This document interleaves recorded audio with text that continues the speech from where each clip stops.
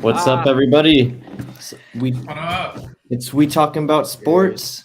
We're back here with a Wednesday night live. Georgia had, they won 26-22. Boys, how are you guys doing tonight? Ron, I saw you threw up a cheers. Cheers to you. Yeah, my Ben friend. was talking shit because I had gotten a bottle of water, but I was drinking with them earlier, him and Justin. So I just raided my fridge and whatever came out, I'm gonna drink. So Cayman Jack margaritas, I guess, we is on go. the menu for the show. So cheers to you boys. Cheers to having Cheers. Roland back, man. I was gonna say, it's your face, bro. It's my first time back in maybe like a week or so. I had some technical difficulties. I'll just call it that for the past week. So missed our last Sunday night live, or Sunday morning live, excuse me. But I'm back. Glad to be back. And Hell you yeah, know, good to I have like you back. the new intro. I like the graphics. So shout out to Ron, always stepping it up. Thank you, sir. Well, what do we got, man, tonight? I mean, you're like It's that. a Wednesday night. It's our Wednesday night live. This is our little look ahead podcast. Okay. We're gonna look ahead to some lines in the NFL, as we always do. Talk about some betting lines, anything that might have caught our eye already that we want to put down before the line moves. And then we're gonna talk some fantasy and see if there's any people that we're thinking about cutting. And we're gonna have some guys that are probably on the fringe of our lineups. But yeah, man, we're just gonna talk NFL. We got some football going on right now, SMU versus UCF in college. I know you guys talked college earlier today. But first, I do want to call out, Ben, your team won last week. So shout out to the Bills. They won 23-20. And the Cowboys. And the Cowboys, they won again against the Commanders. They moved to what's their record? 4-1 or Cowboys? 3-1. The Cowboys 3-1. And I gotta say, me and Ron, we pretty much wrote their eulogy when Dak got hurt. We had we just want to be happy. We had like a heart-to-heart conversation live with you guys here. And I gotta say, I might be roped back in already. You know, Cooper Rush, he's played well. I badmouthed him when I said that he was going to be the starter. I was like, we already know what we're getting with this guy, but he's played well. The defense, dare I say, they're teetering on maybe being elite again this year. Ooh. The turnovers might not be there like they were last year. It's hard to replicate that from year to year, but our pass rush is pretty comparable to a lot of the better pass rushes out in the league. So I'm liking what I'm seeing so far. And that's with the Dak injured. I don't know about all that, Josh, but they're looking. Hey, Josh, I like where you're coming from, cuz they're looking like a football team now, man. The plays are looking like they're on time. The passing routes. CeeDee Lamb is eating again, looking like a number one here out of nowhere. Is there even discussions going on in the QB room, or it's kind of just like a no-brainer? About what? Oh, the Dak's coming back when Dak comes back. Hey, Jerry Jones was saying he would embrace a quarterback competition if Cooper Rush continues to play well, but he's undefeated, fam. It's tough because on one hand, Dak really didn't show you much before he got hurt, but he's the guy with the contract. Unless Cooper Rush goes out there and throws and even if he does, I think you still start Dak. But I was going to say, even if he goes out there and throws for 5 touchdowns this next game, I still think you got to start Dak when he's healthy. Dak ain't gonna fucking be on the bench, I'll tell you that. Yeah. Jerry's boy is over here like, come on, Daddy, put me in. He's like the fucking coach's kid, man. That's what Dak is, you know. And he's gonna get put in the game. Jerry paid him. Jerry doesn't want to look stupid either. Should they at least be telling him, Ron, take your time, take all the time that you need until you come back? Let's not rush back. Let's not rush you back into this. I see what you did there. If I'm the Cowboys, that's like office management, all that stuff, coaching staff. That's the strategy that I'm taking, because now you don't have to rush Dak back. You know, you're like, hey, chill. We're fucking winning. You don't need to do shit. Just chill. So that's what I would do. But we're the Dallas Cowboys, like Roland knows. Jerry Jones, not the smartest, general manager, whatever you want to call him. He's rushing to put Dak in. I think it throws off the chemistry. And Dak should just, be on the back burner for a while, in my opinion. But he will play. Oh, shit. I mean, Roland said it, man. The offense looks way better. I mean, the timing is better on the routes. They just, I don't know, even dare I say it, even penalties on the offensive line and on the offense, all that bullshit, false starts and illegal motions have even stopped. Yeah. I mean, I'm liking what I'm seeing, guys. Yeah, I'm liking what I'm seeing. I'm not saying that they're all of a sudden Super Bowl contenders, but I do think they're still a playoff team the way that they're playing. And you still got to think that Dak is going to come back and show you sure. why he's the reason why he got paid so much money. But to your point, the office, I'm not the office, I'm sorry, I just read an email. The offense, it does look good. I was going to say this past game was probably one of the best games, or am I talking about the game before? But either way, Zeke and Pollard, the combination, I think we're finally figuring out like how to use them both is kind of what I'm trying to say. Yeah, I think it was like week 3 when Zeke got into the end zone and all that stuff. Yeah, that last week they played the Commanders. We haven't potted in a long time, so I got my weeks confused. You're good. Guys, with Cooper Rush at QB, they give off a lot of like Jimmy G with the Niners vibes, just like minus all the dumb turnovers. Like, they have the guy there that we think he's just a couple of big throws away in the Super Bowl, two big completions downfield. If he just hits open guys, he has, 2 Super Bowls as a starter. But the defense for the Cowboys, I mean, this might be one of the Cowboys' all-time defenses this year. That people are not scoring points on them. I mean, even the Bucs, yes, they got shut out by the Bucs week 1, but the Bucs didn't touch 20 points. I think only them and the Niners are the 2 defenses that haven't allowed 20 points in a game. So kudos to the defense. Quinn has really turned that around. For sure. And I think the game against the Rams that's coming up is going to be your true, your true test right there for Cooper Rush, because you're going to LA. We know the Rams are going to be pissed off from losing that game against the 49ers. They're going to come with it. They're going to want it to get at the Cowboys early. So that's going to be a true test for him on the road. And then after that, you go to Philadelphia the week after that, which is, the number 1 team in the league, much less the division. So if you're Jerry, I think you let Cooper Rush play now that it's against some very difficult teams. So if he does lose, then you can say, okay, guys, now it's time for Dak, and you don't really look like the bad guy. And I'm glad you brought that up, Ron, because they do match up with the Rams next week. It's probably one of the better matchups of the week that you have highlighted here. Buffalo, Pitt, Philadelphia, Arizona, Cleveland, Baltimore. Not Cleveland, Baltimore. Cincinnati, Baltimore. Excuse me. No, that was me. I was the one who typed it out. Baltimore versus Cincinnati is going to be a good game in the AFC North for positioning there to see who's going to end up in first place. But Cowboys, they do match up with the Rams. We always like to look at the lines.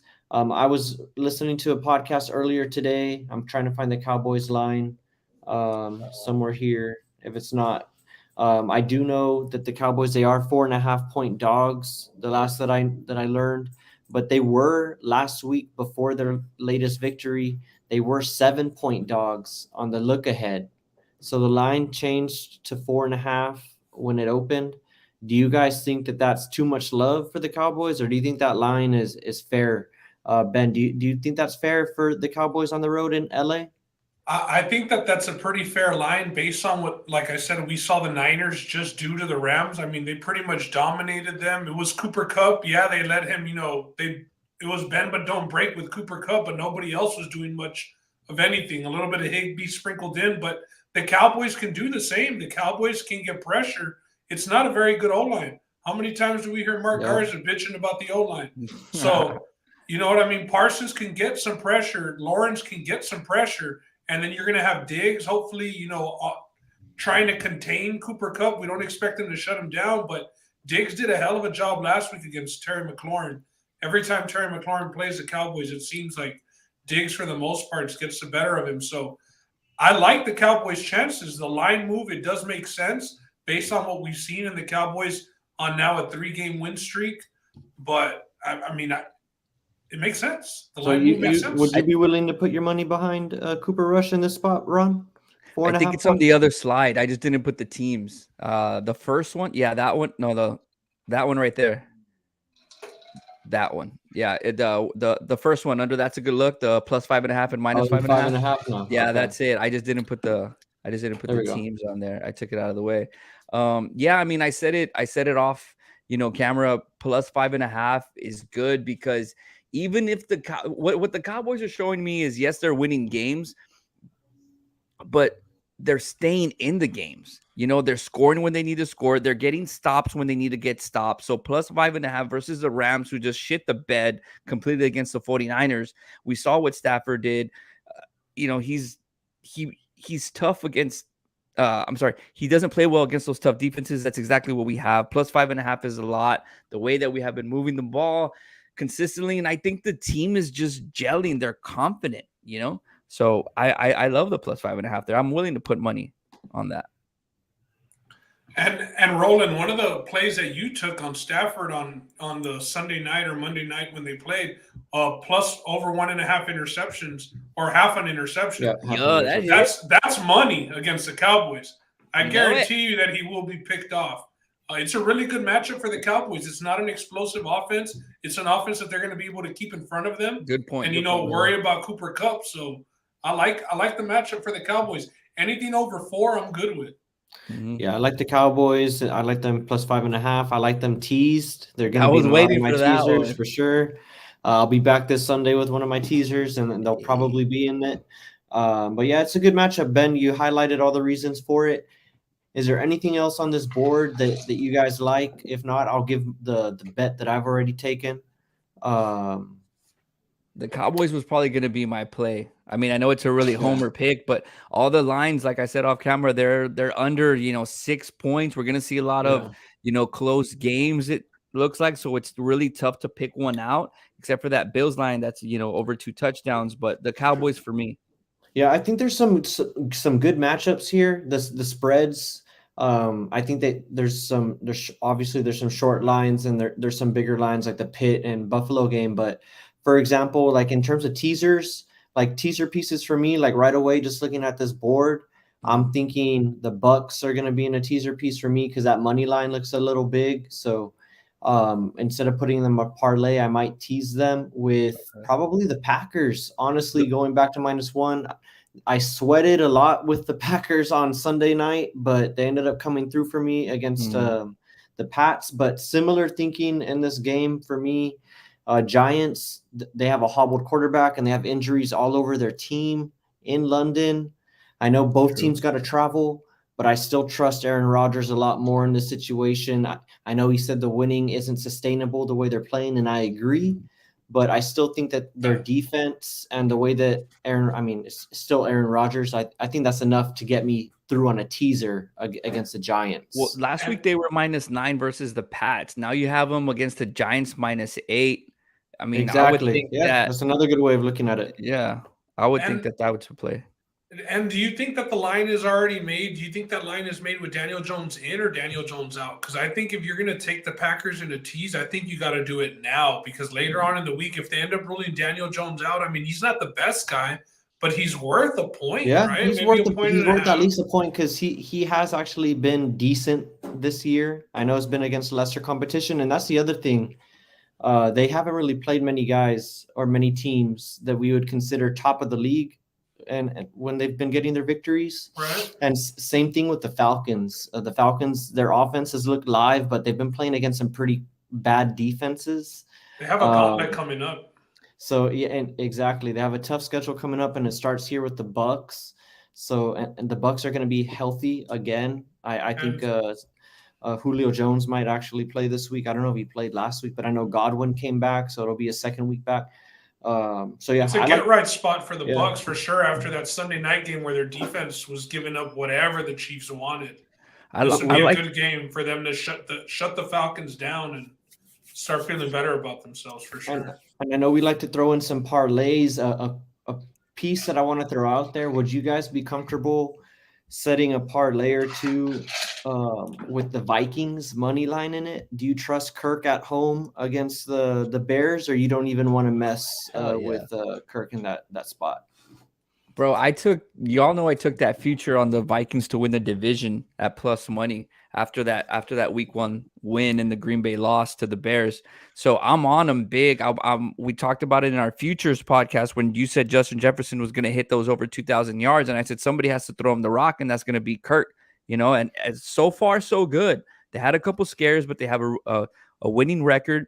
And I'm definitely comfortable with laying that line. I mean, especially the money line, but even that point spread, I'll take that also. Ben, I see you smiling. Are you messing with this game? I don't want to, just because I don't trust them. I think that I escaped with the win last week when they were in London. Who knows what happens in overtime, but they had Andy Dalton looking really fucking game, bro. Like really game. Yeah, but they're playing against the Bears, who pass 8 times a game. I feel you. But with no Montgomery. But you can also run. You can also run on the Vikings defense. I don't know, man. The Bears play ugly. Kirk Cousins struggles with ugly. I mean, if they get out and they score an easy touchdown early and they front run, maybe I see it, but it's not something I'm looking for, man. They can't be trusted, bro. They escaped this past week. Okay. All right. And the pick, I talked about it earlier, that I've already taken, and I think Ben and Ron, I think we all might like this pick, is I've already taken Miami -3 against the Jets. I talked about it a little bit where we were talking about it in our group chats. This is -3 with Teddy Bridgewater on the road against the Jets. The Jets really haven't shown much this year. They're 2-2, but the wins have been questionable. Comeback against the Browns really shouldn't have happened. And you got to think the Dolphins would have been favored by at least 6 in this matchup if Tua was there. Yep. So the Miami Dolphins have the better roster. They have the better coach. Give me Teddy 2 gloves to at least get me this 3-point victory. I like them to win by a touchdown. Do you guys like the Dolphins? I do. I like the Dolphins. I think the Jets are very fortunate, like you said. I mean, if Nick Chubb doesn't score that touch, or somebody doesn't score that touchdown and just falls for the Browns, the time runs out, they kneel the ball after the 2-minute warning, and the Browns beat the Jets. And then last week, Kenny Pickett had receivers dropping balls. Freiermuth dropped that wide open pass, ends up in an interception, and the game gets flipped on its head. So I agree with you. I think that Teddy Bridgewater, a veteran, I think he can take care of the ball, especially against the Jets team. It's just, get these receivers the ball on short routes and let them work for you. I think Teddy Bridgewater understands the concept, and I don't think that the coach is dumb enough to, botch the game at the end. So I feel pretty comfortable with the Dolphins. What about you, man? I mean, to everything that you guys said, each one of you said it, and it's the key word is Teddy 2 gloves. When he came into the game, if I'm not mistaken, he threw a touchdown pass right away. And we're moving. Yeah. I mean, so they did that. Besides that ridiculous pick that he threw at the end, which was extremely behind the receiver. Or it was like he thought the receiver was supposed to go out and he went in. I don't know. Yeah, it was. Yeah. I thought it was more miscommunication. It wasn't. Mm-hmm. I mean, it ended up costing him the game. But yeah, you see, and now that you know that he's going to be your quarterback, you can prepare. Do all the situations in practice, and look at the weapons that he still has. We know what Tyreek Hill can do. Waddle is a little banged up, but he'll probably play.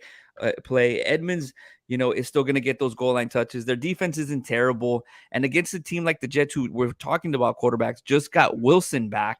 He's over there, possibly with Tom Brady's chick now that she's single. I don't know yet. That's like the word on the street. That's the word on Twitter. But they just got him back. He's not really meshed well into that offense.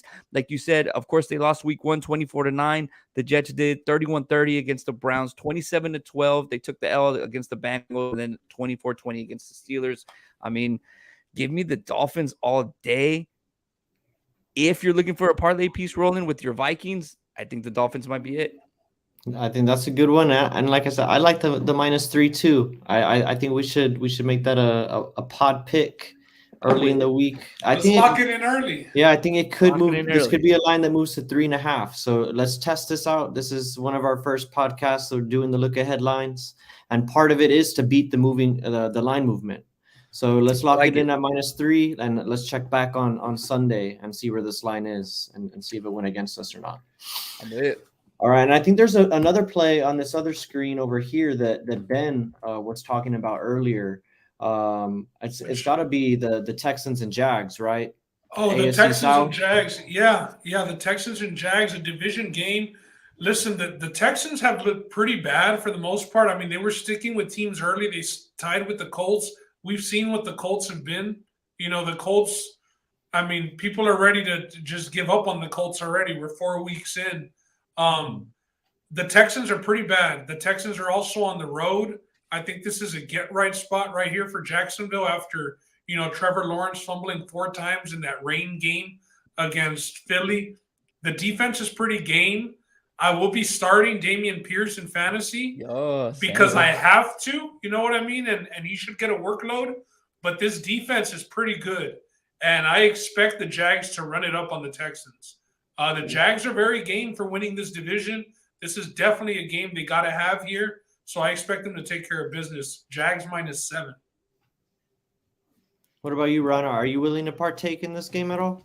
Nah, man, I'm gonna stay away. I'm gonna stay away from that game, just because I'm just not, I'm not completely confident in Trevor Lawrence. I know they look great, but ETN hasn't looked, the best. The biggest surprise there, switching to fantasy real quick, is Christian Kirk. He's doing work for me. Yeah. He did decent last game, but like Ben said, the Texans are a team who can kind of hold on. They're coached really well. I think Lovie Smith is their coach, right? A guy that some would say he's a horrible coach. Right? Well, some would say he's a horrible coach, but he doesn't take a lot of big L's. So I'm just not confident that the Jags can pull away. They have young players. I think week 2 they had a lot of drops in the game that they should have won. And they lost to the Commanders. And they lost to the Commanders, and they should have won that game. So just little stuff like that. That line that touchdown's just not enough for me. I do like the Chargers -2.5 going to Cleveland. They surprised me last week. We knew that Herbert was kind of hurt. So that's something that I might be looking to play on the money line just because it's only -135. So, that might be a good look there. They won last week 34-24 against the Texans.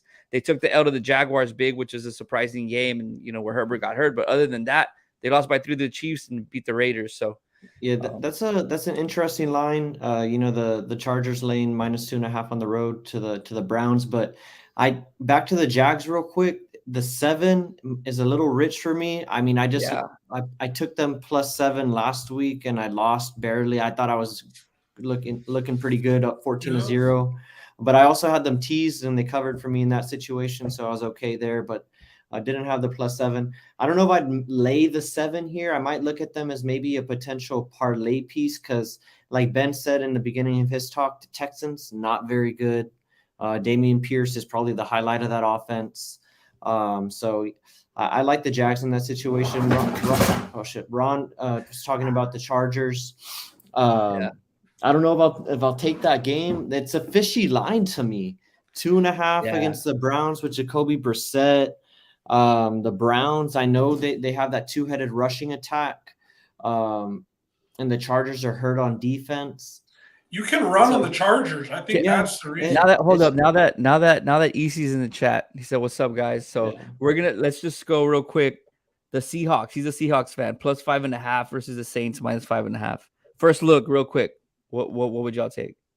Oh man, if gun to my head, because I don't know if I would actually bet this game. To be honest, I'm just not too interested in putting my money on either of these teams. But the way the Seahawks have been playing, I think they're pretty live with that offense. So I might take them +5.5 in this situation, or maybe teased. Okay, I lean the Seahawks side on this. I'd go with the over. If I had to go anywhere, I'd go with the over. You 46. Saw what the Seahawks did last week. I mean, I know it was the Lions, but they put up 50 points. The Saints. The thing is, we don't know who's going to be quarterbacking. Would you all prefer Andy Dalton at QB, or Jameis Winston this week? I would like a healthy Jameis Winston, if anything, because Jameis, I mean, he gives you an ability to actually go out and win the game a little bit more. I think against a high-flying offense. I think they kind of lucked out last week.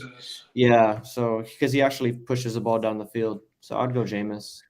I'm gonna I'd go the over. Seahawks. I'm gonna go the Seahawks plus 5.5 because we're gonna talk about this player later, and he's just doing really well in fantasy right now. Yeah. I know Roland's starting one of their receivers as well. They have a good running game, and the Saints, to me, they don't have that. Like, I mean, Olave's there, but Michael Thomas was out. Landry didn't do much. I mean, there's not a lot of offensive firepower over there, and it's not that the Seahawks' defense is what it was before, but they're another team too who kind of just sticks around. So plus 5.5, I think, is a lot for a team like the Saints who don't blow a lot of teams out of the water. So I would go with Seahawks plus 5.5. And we have the contest winner in the house with us. He asked if we want his help or no, because he did go 13 for 15 in our contest this week. That's impressive. Only missed 2. Just real quick, other lines that we got up here. We got Lions, Patriots, -3 +3. One other one that I really liked that stuck out to me was the over on the Eagles and the Cardinals. Yeah. I think that the Eagles are going to just be able to do whatever they want to the Cardinals. And we've seen the Cardinals, be able to put up some fantasy stats. A shout out Hollywood Brown, Zach Ertz. Kyler Murray's been getting it done in the second half of games when they have to pass to come back. So I like the over in that one, over 49.5. It is one of the higher totals on the weekend. You could do like a possible, would you do a team total over? What do you think it's sitting at? I don't know what the team total would be for the Eagles, maybe 28.5. Eagles offense looks good with AJ Brown. They should run it up. Pay dividends. Yeah. But I honestly, I mentioned it right now. I think I might partake in this Patriots game. I think at home, Patriots -3.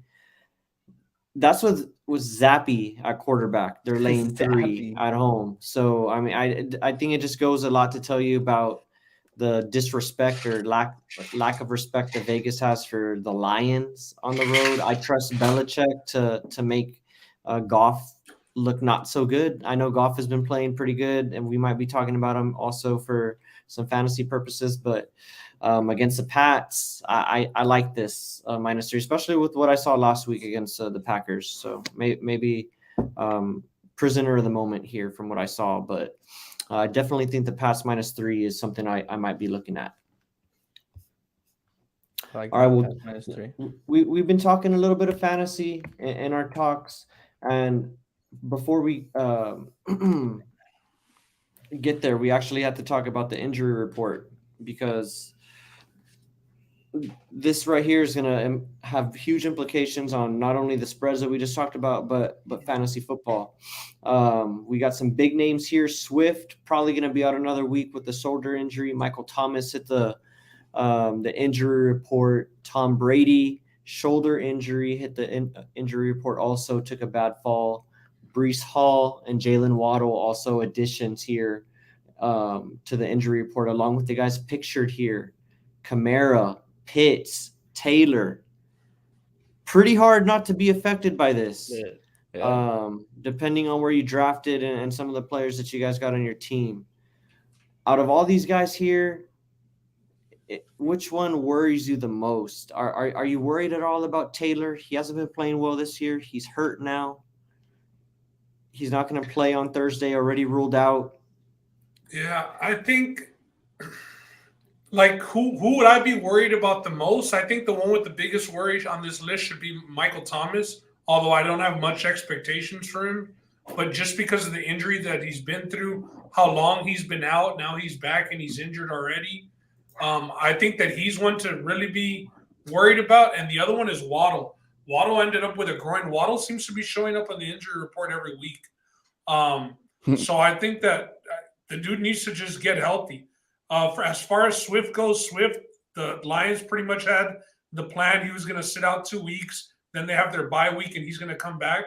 So as a Swift owner in fantasy football, I like their plan for Swift. Get him healthy, then let him play. Love to hear that. Do you think he's going to sit out through the bye week? Well, yeah, it's just this next week, and then the following week they got a bye. So if he sits out this Sunday, they got their bye, and then he comes back. I like that as a fantasy owner, because you're not going to get a guy who's one hit away again. They're always one hit away, but you know what I mean, like one hit away on their injury from being out multiple weeks. So, Would you try and move Swift? Is he a guy that you might want to trade? See what you can get for him? I think you'd be getting a lot of low value right now with him not playing, and then the bye week built in also. That person that would be trading, for him would know that he's out for the next 2 weeks.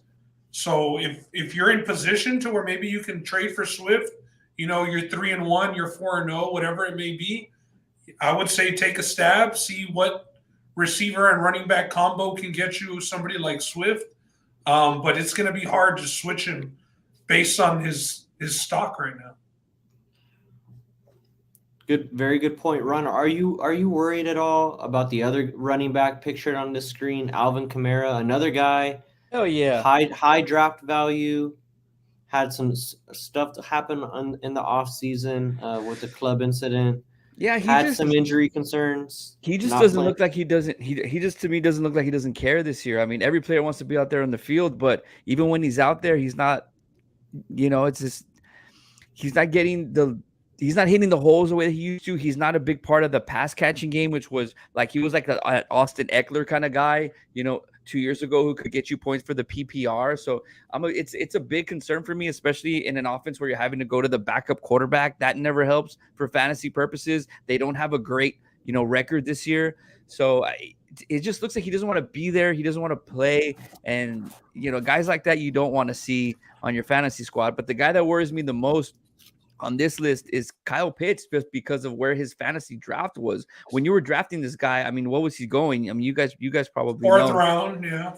I mean, fourth round as a tight end. I mean, you could probably have taken better wide receivers who were performing before the injury. I mean, he scored 3 points in week 1, 3 points in week 2, 3 points in week 4. He scored 13 points in week 3, but that was about it. So he's not doing well for you. Now he gets the injury. So as far as being worried, this is the guy who is maybe in Swift's position here, to where if you're up, 3-1, your record's 4-1, you could maybe still get some good fantasy value for him, just in case somebody's desperate for a tight end or something like that. But he worries me a lot because you wasted such a high draft pick on him and he's not producing at all. So this is somebody who I would try to get rid of now, because if he continues to be hurt, you're not going to get anything for him later, and he might not even produce when he is on the field. So out of everybody, Pitt worries me the most. Yeah, whiffing on Pitt, like drafting a tight end high, and you whiff on the tight end, that hurts you a lot, because you could have drafted a running back or a receiver in that spot. Definitely. So I see the worry for Pitts. The one I'd probably be worried about, and it's the guy pictured up top. It's Jonathan Taylor, just because, again, he's your number 1 draft pick. He hasn't been performing. He's injured this week. What is it? His toe, or it's a foot injury, something like that. And he's a part of an offense that is near the bottom of the league, if not at the very bottom of the league. So I'm just worried about his overall value, maybe not necessarily tied to the injury, but it's looking like it might be a dud year for the number 1 pick. It's only been 4 weeks, but it's about to be 5 now with this lost week. So yeah, and then I'm sweating if I'm JT owners. And then if you're, a guy who's potentially going to be in the playoffs, I mean, you used to want the players that are going to play, and if they're having a bad record, who knows? And he's hurt, they might just sit him, and you might not get Jonathan Taylor. Week 14, week 15, something like that. Maybe, or he can be a buy low, like Ben was talking about. I know 2 people who benched CMC last week in his matchup. People need to understand the 0 running back in fantasy. Like, if y'all want to keep being traditional and drafting these running backs, go for it and invite me to your leagues too. But that's like we're talking about like the old timers, not liking the 3-point shot in the NBA. Like, that's what this is. Like, or the NFL becoming a passing offense. Like, it's got to be 0 running back in fantasy football nowadays, bro. Every week, we're talking about different running backs on these injury reports. We're talking about people benching CMC. We're talking about Taylor possibly being a bust. Kamara owners are fucking pissed. Like, Deandre Swift. Dalvin Cook. Deandre Swift's going to miss more games than he's played so far, after their bye week. Like, it's not worth it, man. Go get yourself the stud wide receiver, Jefferson, Cooper Kupp, Diggs in the first round and don't go through this running back crap, bro, because it's annoying. I think now is maybe the transition into where you could get those RB2s late who are going off. Like, look at all the RB2s that are going off now. What is it, the Miles backup? Sanders, yeah, Miles, it's like those the guy guys. from the Jaguars. Pierce, yeah, Pierce, Robinson. Robinson. I mean, all these guys are doing well for you. What is it? The one from the Chiefs. Edwards Hilaire. I mean, who's been all these guys have been putting up more points than the first round running backs that got taken. Henry, I mean, also. So you're right, man. Fantasy League is moving into a big transition. For sure. I mean, there's a big focus on passing with, the whole transition in the NFL moving more towards the passing league, excuse me. So definitely see that. But always good to have a good running back because that can kill you too. I mean, if you're getting less than 10 points out of your running back position, that could kill you as well. But I definitely see what you're saying here. But let's move on from the injury report. Let's get on to some flex, sit, cut, start, sit, cut, however you want to look at it. We've got some decisions to make here. These are all players that have different trajectories, if you will, just based on everything that's around them. So without further ado, let's get right into it. The first guy pictured here, Pickens, rookie wide receiver for the Pittsburgh Steelers. He's got a matchup against the Bills. They're 14-point dogs. Pickett just became the starting quarterback. You got to think he's a little bit more live than Trubisky was in terms of pushing the ball down the field. Do you guys have high hopes for Pickens? What are y'all doing here? Flex, sit, or cut? Yeah, I like Pickens. Pickens was also a guy who people had kind of given up on just based on what the Steelers' offense had looked like with Trubisky. I was even able to pick him up off of free agency last week in the league. So was I. So, yeah, and in the league where I had drafted him, he was kind of a stash guy. We knew that. You know what I mean? It takes time for a guy to see the field and get comfortable. But now going with Pickett, you knew that in the offseason he was running with the second team. Pickett was running with the second team. So he was, they have that chemistry. We saw when Pickett came into the game, Pickens ended with 16 fantasy points in full-point PPR. We know that he can make those catches in traffic. I like him as a legit flex option going forward.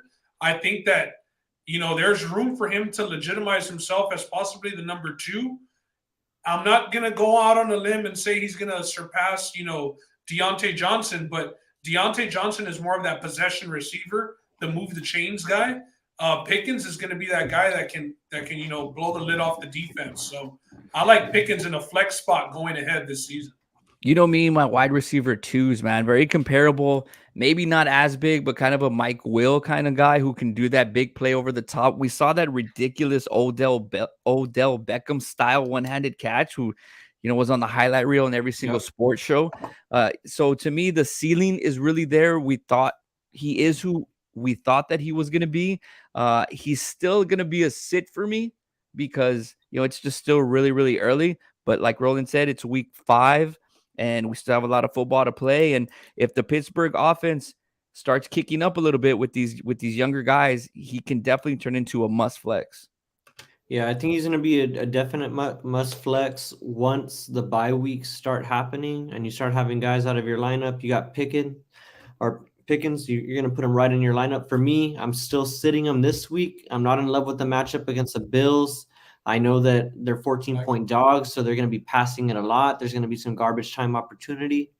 But I'd rather not play that game, like having to, rely on something like that to happen.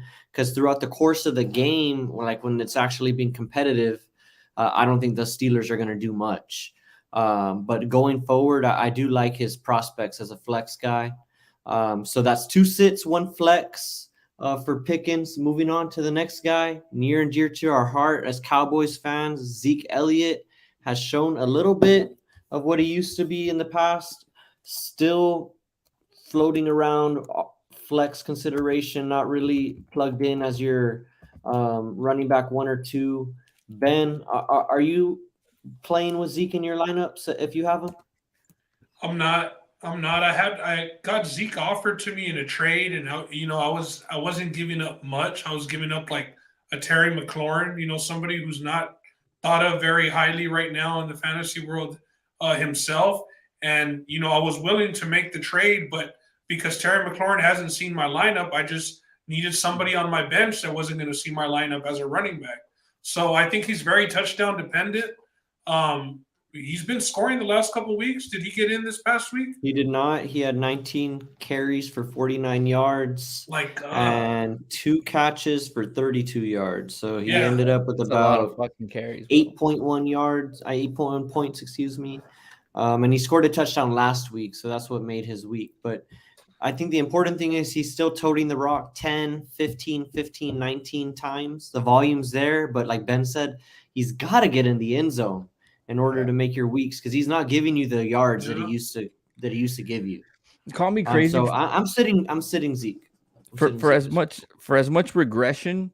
I mean, I'm sorry, for as much hype or whatever that Tony Pollard had coming in from last year to this year, we have seen a little bit of regression. Do you guys feel like I thought he was gonna I think he hasn't been given enough opportunity, Ron. To be honest with you. Mm-hmm. Yeah, I mean, I think he's looked good when he's been in there. Well, we just talked about Zeke's usage, and I'm glad that you brought up Pollard, Ron, because you got to think about this backfield as a tandem now, because Zeke no longer is the the bell cow. I know I just mentioned his carries, but that's down from what they used to be.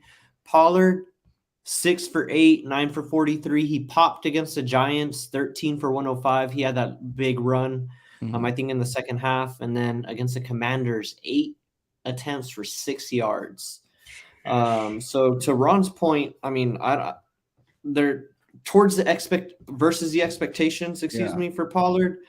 A little bit of disappointment, I agree, and it could be tied to the usage. But based on what I read, I mean, you're supposed to make do with that if you want to be like flex consideration. That's flex usage. I don't think that's anything egregious. Do you guys disagree?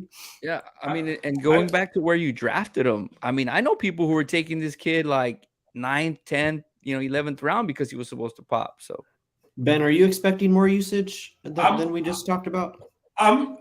When we see them run the ball, we see the difference in the way that they run. He's able to get to the corner. It's obvious to us. And I'm just saying, if it was Pollard getting those 18 carries, shit wouldn't be at no 40 yards, bro. I mean, I know 8 for 6 doesn't sound very good, but you got to think he's also in there mostly on third downs. Yeah, you got to think when he's getting the carries. Right. So, I mean, I think that Pollard with the workload, I'm not even, maybe Zeke misses some time.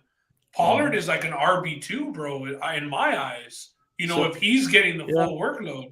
Right now, are you willing to dabble in the Pollard world, or are you just stashing him, hoping for something to happen if you don't have Zeke? Just hypothetically speaking.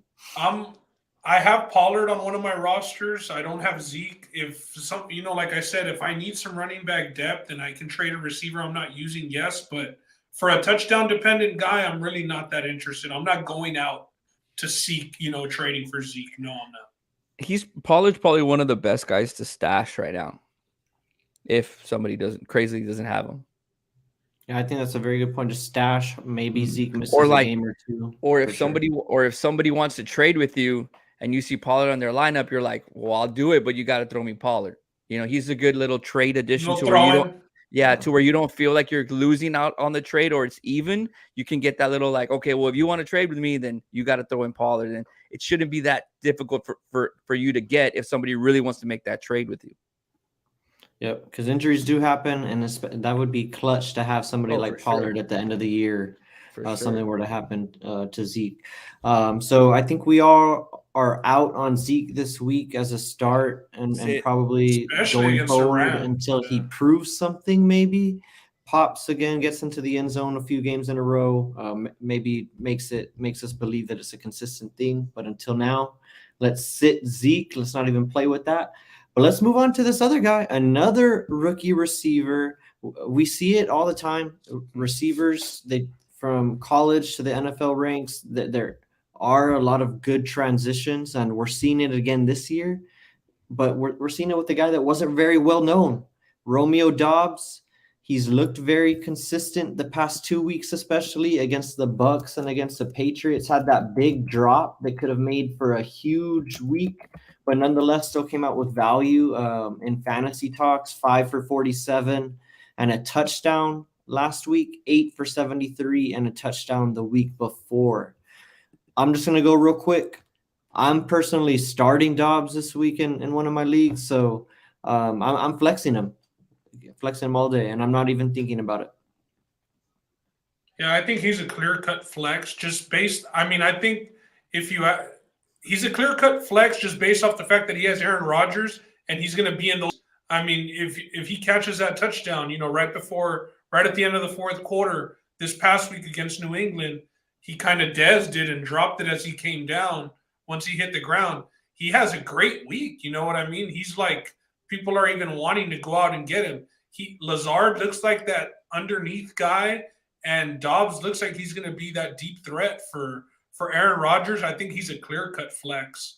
And like I was going to say, like I'd much rather, homeboy over here, Pickens is like a way better athlete and way better everything, but it's the situation. Like Aaron Rodgers is going to give you, prime balls, pause to catch, but he's going to give you like good positioning and all of that shit as to, a rookie quarterback in Pickens. So I think that Dobbs is a clear-cut flex. What about you, Ron? Are you playing with Dobbs as your flex? Yeah, I mean, I don't have him on any of my leagues, but yeah, I mean, if I did have him, I would definitely flex him, because one thing that you have to do in Green Bay with Aaron Rodgers is you have to have his trust. And even though he did drop that ball in the end zone, like y'all talked about, Rodgers still went back to him in overtime. And Lazard was supposed to be the guy who was going to come out as the clear wide receiver one. And maybe he still is. But I see Aaron Rodgers looking for Dobbs a little bit more. Yep. And if you have Aaron's, trust, and you're catching balls and touchdown balls, especially, from him, then he's going to go out and he's going to look for you. And if they have that little relationship and that starts to grow, man, you could see things really, really pop off. We know what Aaron Rodgers makes his receivers out to be. That they go and they get contracts after they play with him. So this could be a possible huge connection as the year progresses. So I mean, he's definitely a flex for me. This is probably going to be the best quarterback that Dobbs ever plays with, bro. So I mean, like the situation, it doesn't get better. You know what I mean? It does not. And to Ron's point about having the trust of Aaron Rodgers, he's got back-to-back weeks of 8 targets. So Aaron Rodgers definitely looking at him, and got to like that usage there in the receiving game. So give us Dobbs all day. We're all flexing him. We're all benching Zeke. And Ben is going to go ahead and take a stab on Pickens as a flex this week. I'm flexing him in a double flex league. I need to start 2 flexes, and I'm flexing him and Olave. There we go. That. So Ben's gonna test the waters with Pickens first, and me and Ron are gonna still sit him here. But that was flex, sit, cut. We hope to do more of this throughout the year, especially on Wednesdays as we're tuning up our lineups. Someone's getting cut next before week, Sunday. Man. Yeah, we're gonna throw a cut in here. There was a couple of considerations out there, but we felt like these guys might have already been cut, so I didn't talk about them. But let's move on to another topic that is near and dear to a lot of fantasy guys' hearts. Because if you don't spend on a quarterback, you're going to end up streaming sometime, if it's not because of your bye week or just because you do have a revolving door of quarterbacks as your fantasy option. And you see 3 guys listed here, all for various reasons. Teddy Two Gloves in there because, like Ron said, he showed out when he came in for Tua. He's going to be the starter again this week against the Jets. Favorable matchup. You got Jared Goff, who's been balling out since the beginning of the year. Lions are the highest scoring or second highest scoring team in the league, and Jared Goff is their quarterback. And then Geno Smith, they wrote him off, but he didn't write back. He's still balling right now. He's still balling. He's like quarterback 5 or something like that in fantasy football. He's the most accurate quarterback through 4 games, making Russ look a little silly, making the guy that he replaced look a little silly. The offense looks good under Geno Smith. They're looking a lot more competitive than I thought they would be. Who out of I don't know how you guys want to take this conversation, but out of the three, who are you streaming? Yeah, like let's say you're maybe a DAC owner that has been streaming since the beginning, and you started streaming Carr, and maybe now you've given up on Carr, and these three guys are out there. Which one of these three guys do you feel comfortable streaming this week? Bridgewater against the Jets, Goff against the Pats, or Geno against the Saints? Man, out of the three of those guys, the one I would feel the most comfortable with would probably be Teddy Two Gloves, for the simple fact that I don't think he's going to kill me. Because honestly, if you're in this situation, you probably have a pretty good lineup, I'm hoping, because you didn't spend on a quarterback or something. So you just need a quarterback that's not going to kill you, a guy that's going to get you anywhere from 16 to 20 points. And that's exactly Teddy Two Gloves. He has a good matchup against the Jets. I don't think he's going to have too many turnovers. I already talked about Jared Goff. I don't trust him against New England on the road. I think Jared Goff is going to have one of those games where he looks like the Jared Goff that we know him to be. And Geno Smith, I like Teddy Two Gloves matchup a little bit more than his. So that's where I'm going. I like Teddy Two Gloves out of these three guys. So, Ron, Roland going with the lowest ceiling, but probably, a pretty safe floor for the most part. What do you feel here? I have a feeling that you're going to go somewhere else with this. I think I am, man. And if Amon St. Brown was playing, which I don't know if he is or not, I would definitely go with Goff here, just because the Lions are all over the place offensively. They've been killing it, even with Swift out. He's playing like a man possessed. It's just way different than last year, with the Rams.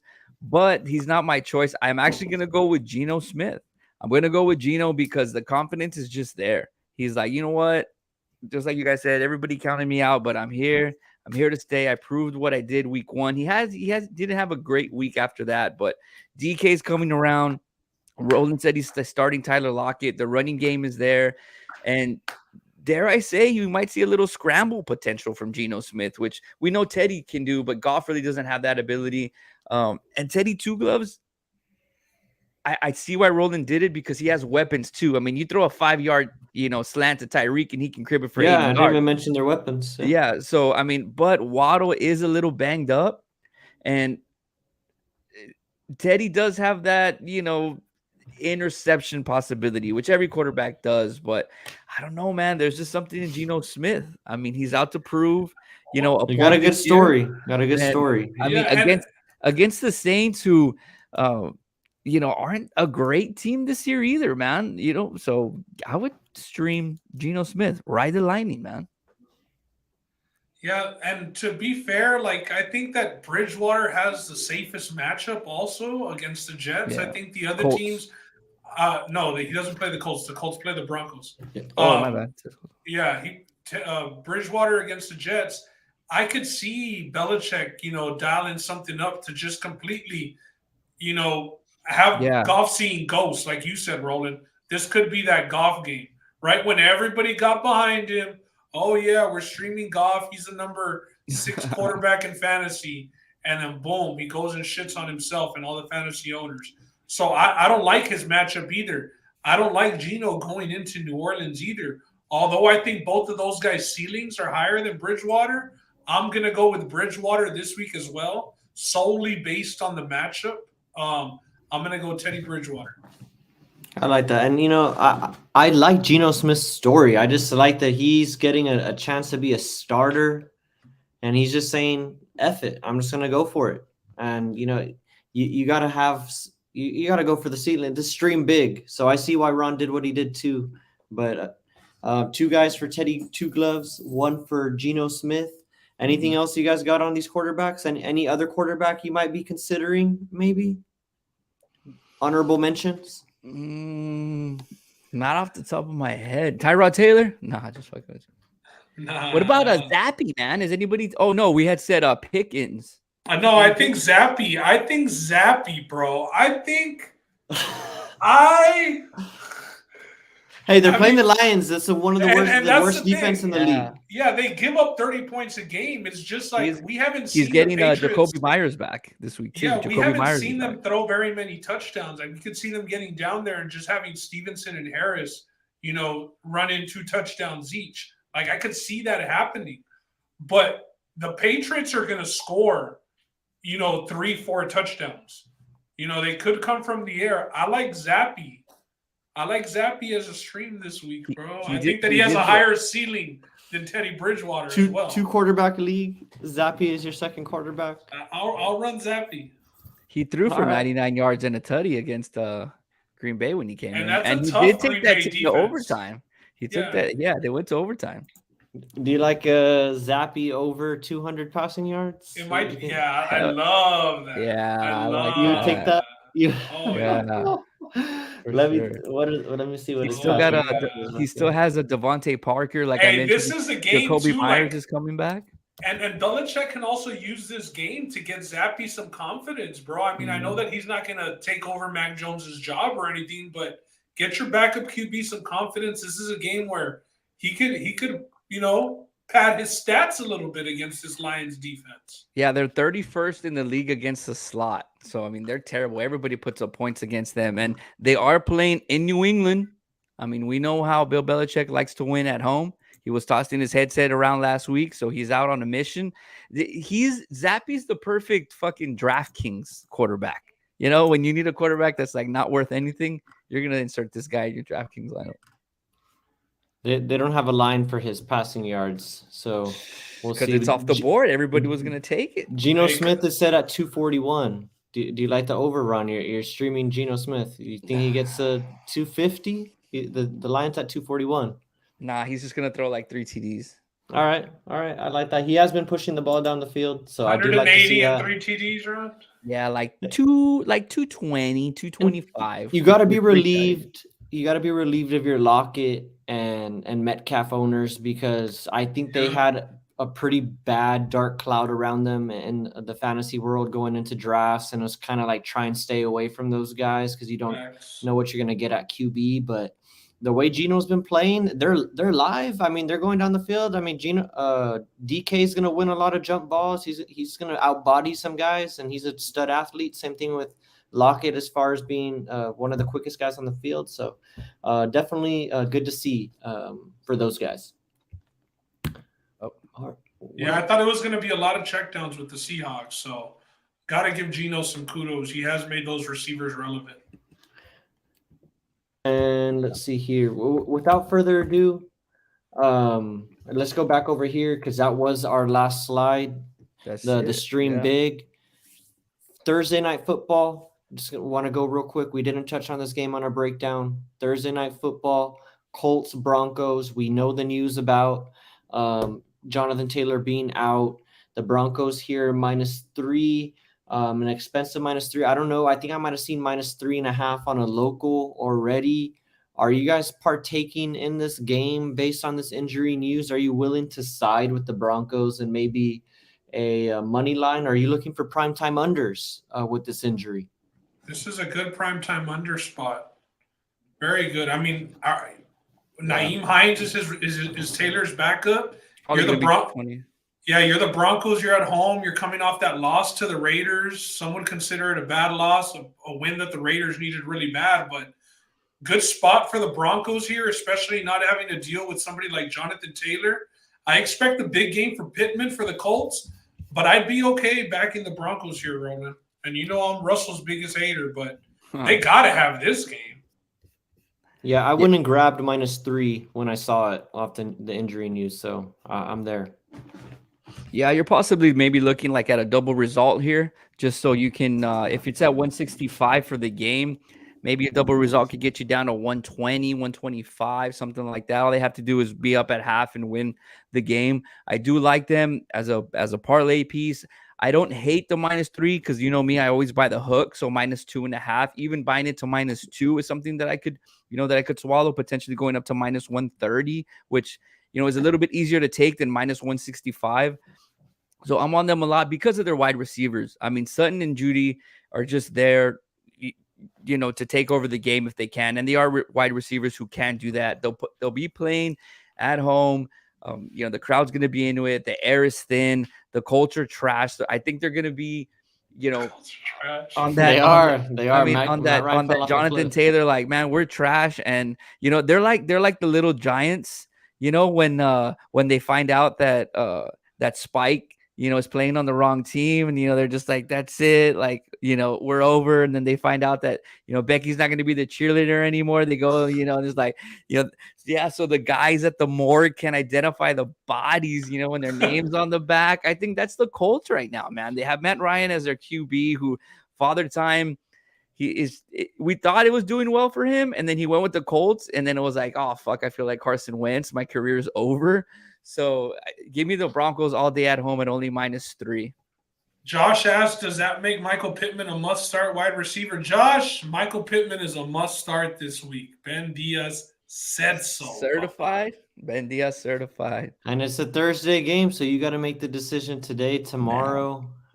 Good question, Josh. Mo Ali Cox, he caught 2 touchdowns last week, I think. 6 for 6. Man. 6 targets, 6 receptions, I 2 think touchdowns. That's a perfect week, Roland. Yeah, I think if you're a tight end streamer like myself in some of my leagues, you gotta look Cox's way.